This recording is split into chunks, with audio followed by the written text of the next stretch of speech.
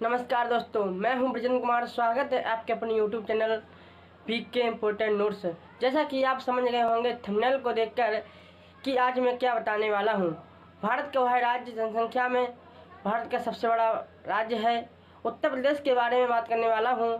सबसे पहले हम उत्तर प्रदेश की राजधानी की बात करते हैं तो बता दूँ, उत्तर प्रदेश की राजधानी प्रशासनिक और विधायिक राजधानी लखनऊ है, लेकिन न्यायिक राजधानी प्रयागराज है।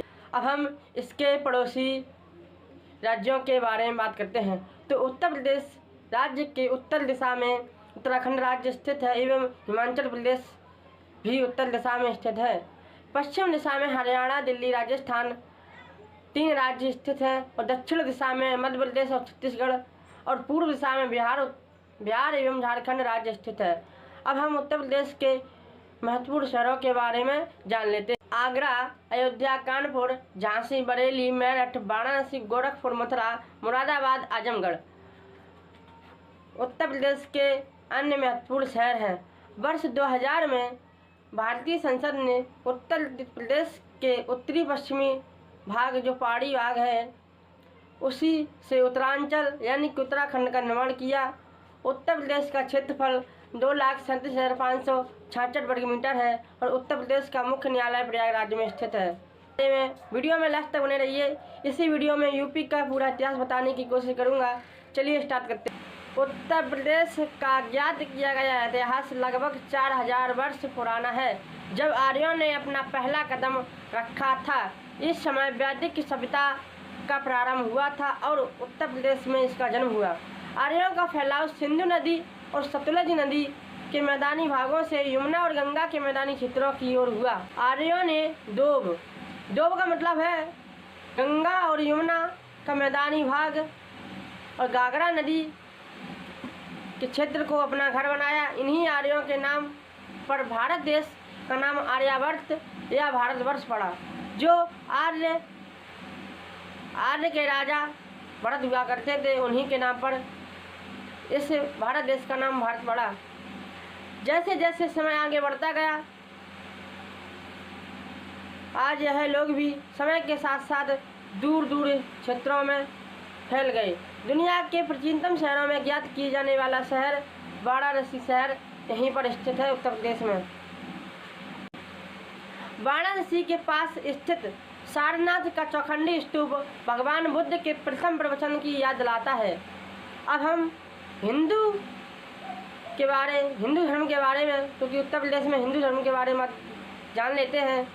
उत्तर प्रदेश हिंदू धर्म का प्रमुख स्थल रहा। प्रयाग कुंभ का महत्व जैसा कि पुराणों में बताया गया है तथा त्रेता युग में विष्णु अवतार श्री रामचंद्र ने अयोध्या में, जो कि अयोध्या में भी स्थित है, नामक स्थान पर जन्म लिया। श्री रामचंद्र के 14 वर्ष के वनवास में प्रयाग, चित्रकूट, श्रृंगेरपुर का महत्व है। भगवान श्री कृष्ण की जन्मभूमि मथुरा को सभी लोग जानते हैं। क्या आप लोग जानते हैं कि विष्णु का 10वां अवतार कलयुग में उत्तर प्रदेश में ही होगा? यह बात पुराणों में लिखी जा चुकी है पहले ही। 7वीं शताब्दी ईस्वी पूर्व के अंत से भारत और उत्तर प्रदेश का व्यवस्थित इतिहास शुरू होता है। जब उत्तरी भारत में 16 महाजनपद श्रेष्ठ माने जाते थे, तो इनमें से 7 महाजनपद उत्तर प्रदेश की सीमा के अंतर्गत आते थे। भगवान गौतम बुद्ध ने अपना पहला उपदेश वाराणसी यानी कि बनारस के पास सारनाथ नामक स्थान पर दिया और एक ऐसे धर्म की नींव रखी जो केवल भारत में नहीं बल्कि चीन व जापान जैसे सुदूर देशों में भी फैला, जो कि बौद्ध धर्म से प्रसिद्ध हुआ। भगवान गौतम बुद्ध को कुशीनगर में महापरिनिर्वाण प्राप्त हुआ। कुछ लोगों को समझ में नहीं आया होगा कि परिनिर्वाण होता क्या है, तो बता दूं कि शरीर से मुक्त होने पर आत्मा की मुक्ति को ही परिनिर्वाण कहा जाता है।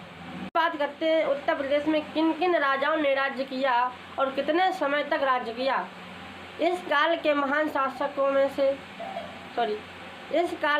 शासकों में चक्रवर्ती सम्राट महापद और चक्रवर्ती सम्राट धनानंद जो राजपूत समाज से थे। सम्राट महापद और धनानंद के समय मगध विश्व का सबसे अमीर और बड़ी सेना वाला राज्य साम्राज्य हुआ करता था। चंद्रगुप्त प्रथम का शासनकाल लगभग 330 ईस्वी से 380 ईस्वी तक चला, जो कि लगभग 50 साल तक इसने राज्य किया। चंद्रगुप्त सेकंड ने लगभग 380 से 415 ईस्वी तक शासन किया, जिन्हें कुछ विद्वान इन्हें विक्रमादित्य मानते थे।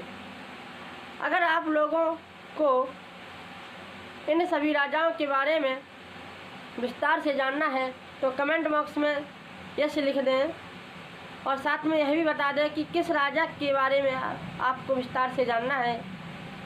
तो चलिए अब आगे टॉपिक पर चलते हैं। इस काल के दौरान बुद्ध संस्कृति का उत्कर्ष हुआ।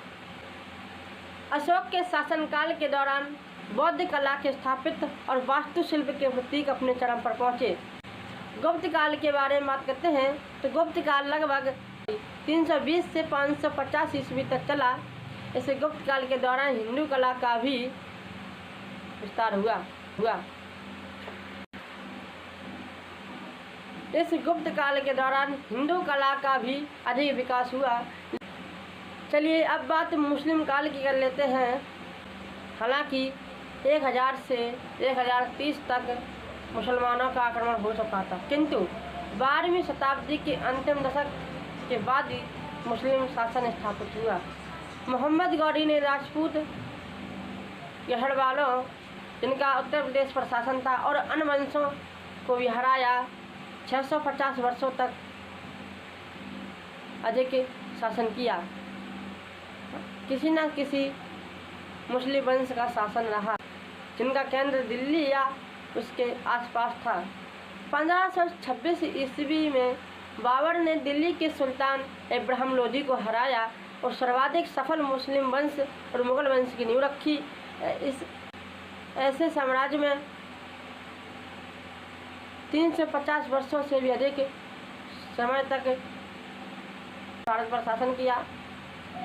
इस साम्राज्य का महंतम अकबर से, जो कि अकबर का इस साम्राज्य का महंतम शासनकाल, जो कि